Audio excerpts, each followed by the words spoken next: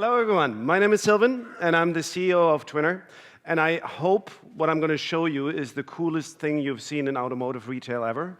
If not, I'm going to buy you a beer at the party later. So let's speak about what we do. So we produce digital twins, and maybe by show of hands, who has used Google Maps in the last 7 days? That's everybody. That's a digital twin. That's a digital twin of the world. It allows you to make a decision without you being there. It allows you to go there already, right? Matterport, probably a lot of people, and Floorify, I actually met over here. They produce digital twins of real estate. There's another one, a very cool company actually, they're called Oben. They're a Chinese company and they produce digital twins of actors and news anchors. And they actually, they present on TV, live, which is super cool. So maybe let's zoom out for a little bit and let's look at how this is relevant to marketplaces and specifically to automotive. So I used to work with eBay, and the four things, the dimensions that we always needed to get right in order to have a well-working marketplace were trust, value, selection, and convenience. So I need to trust in the product that I'm seeing, that it has the qualities that I'm looking for. I need to have the selection, so enough inventory there for me to find what I'm looking for. I need to have the product for the right price, the value element, and I need to be able to buy it easily and return it easily, the convenience piece. Now, if we look at automotive, it's very hard to have all the inventory there. This is why single merchants, they're struggling. Single merchants, whether it's e-commerce or whether it is, traditional local dealers, they always need to have, the inventory on their books. And the marketplaces have an easier time because they can offer more selection. Now, one of the things that is really a problem with vehicles, the second largest asset class, right, that you will ever own, is really trust. So how can you trust a used car? And this is what we have specialized in. We produce digital twins of vehicles that have such a high quality that you can take any decision about the vehicle without ever physically seeing it. You can make a decision to buy it, to sell it, to insure it, to finance it, asset-backed securities we spoke about yesterday, so Toby did from Shift. You can even decide whether you want to repair this vehicle or if you want to move it from store A to B or from person A to person B. And depending on what markets you're looking at, you look at 30 or 40% C2C transactions with vehicles. And this particularly is one of the applications where this can really, really help. So I'm attempting something crazy. I'm trying to do a live demo. So I'm going to move over to here to show you how those digital twins work. And in a second, I'm going to be put on screen, I'm sure, by the colleagues. And that is working well. Awesome. So what you see right here, this here is a digital twin of a vehicle. So you can look at it the same way you would as if you were there. You can look at it from different angles. You can zoom into every single detail, as if you were kneeling in front of it and, check the rims if there's any damages, for example. You can sit inside of the vehicle. You can look around here, check if somebody forgot, I don't know, a beer can or whatever you would have in your car. Then you can look at it even with open hatches. If you were inspecting it locally, you would probably want to look into the engine compartment and check if there's anything from the last service. You can also even lie underneath the vehicle, which you couldn't easily do if you were there. At least with this car, it's probably too low. So in here you can see all the, every single speck of dust, basically. If there was leakages, if there was pre-existing damages, all those type of things. And underneath, there is a lot of technology that produces this, which I'm going to speak about a little bit in a second, but maybe to give you a feeling what the output is. So what you've seen is what you can touch and feel about the digital twin, but there's much more data that makes the digital twin and what's relevant for the vehicle.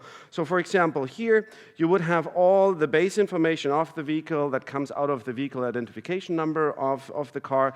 You automatically have the standard equipment, non-standard equipment. You also have, and I'm going to show this live to you in a second, you have a pricing module which tells you, all right, this vehicle, same make, model, trim in the market live right now, what is being offered, which gives you a good idea of what market benchmark you might have for that vehicle. You have the vehicle condition put together very simply for you. You can look at, how does mileage compare to other vehicles, are the brakes still okay, the suspension, and those type of things.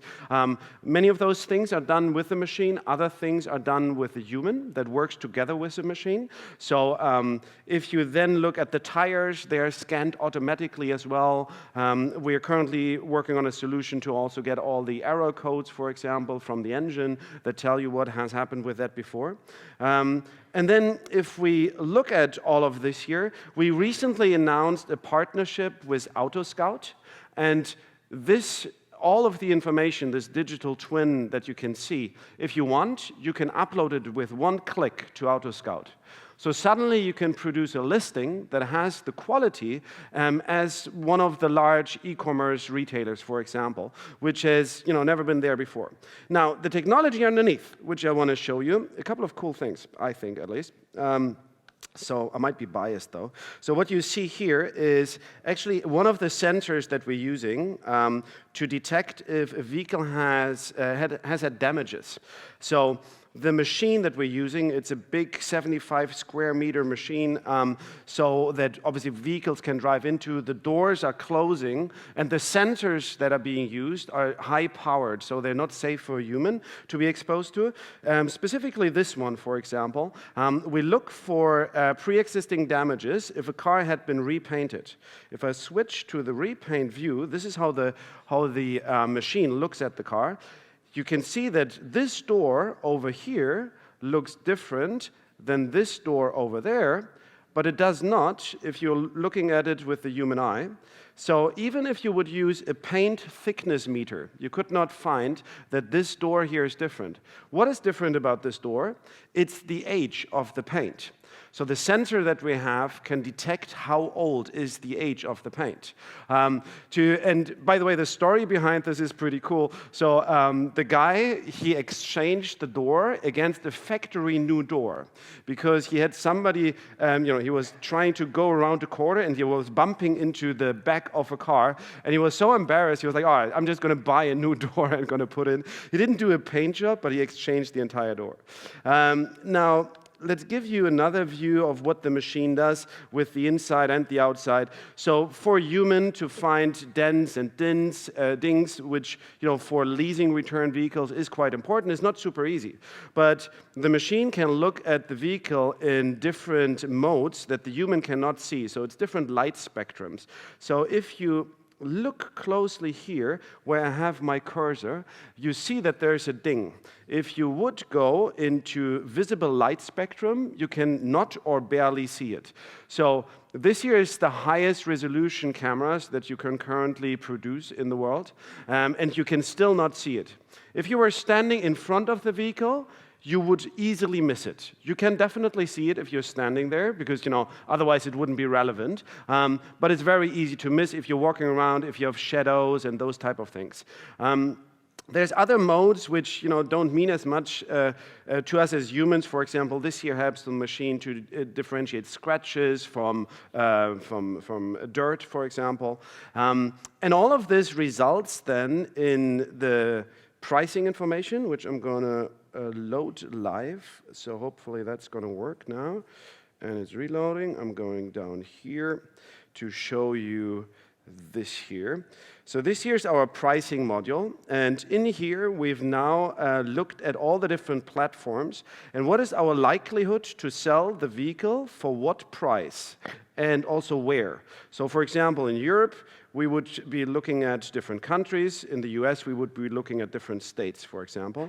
You can then also tell what's the arbitrage difference, what will a dealer buy this car for typically, or how much money would I make if I sell it on a classifieds platform, for example. I see my direct competition here, so I can see which other cars with the same make, model, trim are currently in the market. I see the price trend. I mean, many of you probably know if you would sell your car now, you would probably get more money than you bought it for.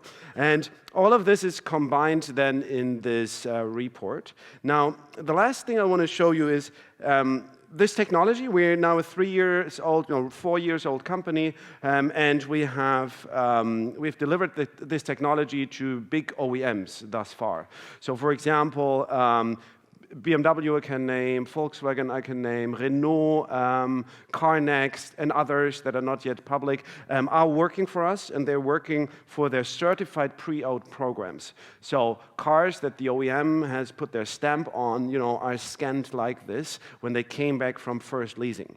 Now, we just started an experiment, and this is basically the conversation starter for us today, is this year is a store we have opened in Berlin last Saturday, actually. So it's super, super fresh. And now anybody can scan their car. So it is consumers, it is dealers, there's something dripping from the walls. Sorry, did only I see that? Yeah, anyway. So what is happening there is that anybody can scan their vehicle here, and we even have the capacity to store vehicles should somebody be wanting to sell instantly the vehicle. If they want to list it and sell it later, that's also fine. We can even ship the vehicle from there to somewhere else. And this is something that, for example, Autoscout is using actively now.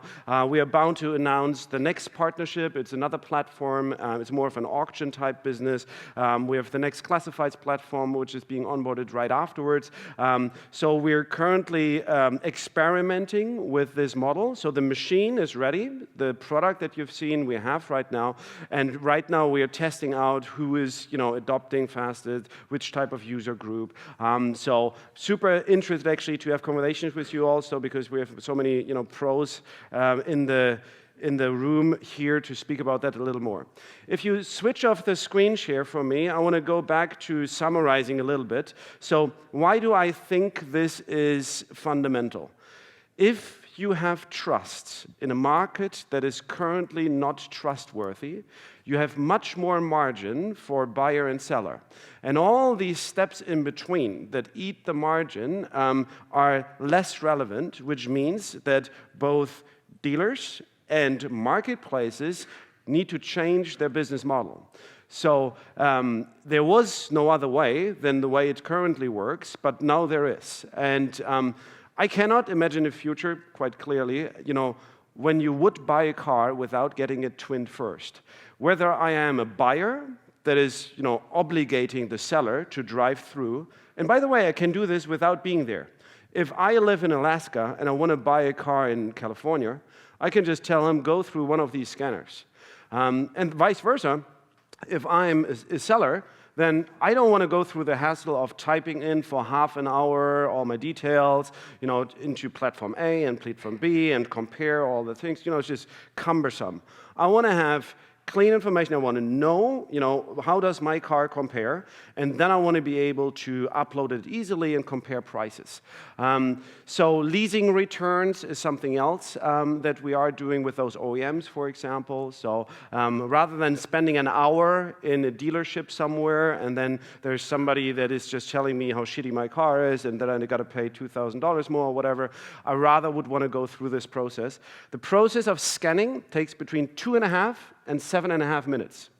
So it's simply cooler, faster, more trustworthy. So this is what we truly believe in is going to make a difference in this space. So digital twins are finally also arriving in automotive after real estate has done a really good job of using it over there. So I left a lot of time. The last thing I want to do is a little personal note. So over the last couple of weeks, I've been on conferences in Las Vegas, in Tokyo, in Barcelona, and now I'm here in Miami. And I don't know how your families are, but they don't believe me that I'm working. So they're always like, you go to those places, that's just bullshit. So what I thought, I created proof, and we take a selfie together. So on 1, 2, 3, we take hands up, and I'll give you the picture afterwards so you can prove you were here, all right? All right, 1, 2, 3. Very good, perfect. All right, let's go to questions. Slido up. Right. Can you integrate digital twinning and data with companies like Automotive? I think you've already kind of answered this, but actually I guess the question is, what level of data is Autoscout integrating into its site? Yeah. You know, is it getting all of that pricing information as well as the quality information on the car? Yeah. So the starting point is that the digital twin, the way you can move it around, is going to be integrated. And the additional data, we have more data than they have fields for currently. They don't have a field for tire tread depth, for example, right? And the pricing stuff. They need to change their model in order to take in all the data that we have. The only place where we can put it today is the free text field, which is obviously not super convenient. So it's a continuum. We start somewhere, and then we're going to integrate. So they're not fully showing it initially, but you can make it all available to them. Absolutely, yeah. Brilliant. So what's the setup cost in terms of time and money of Twinner? Yeah. So we don't sell the machines. We are fully managed service. So if you are an industrial client, then we have a minimum order quantity of 10,000 scans per year. So only if you have 10,000 cars that go through a machine, we will put a machine there. You don't need to pay a dime for us to put the machine.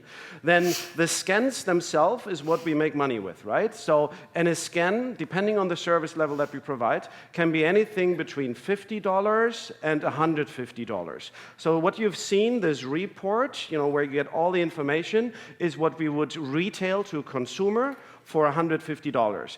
Then obviously the price in wholesale for somebody who buys more tickets would be lower, but just the continuum roughly. And when you say wholesale then, are you selling tickets through the marketplaces as well?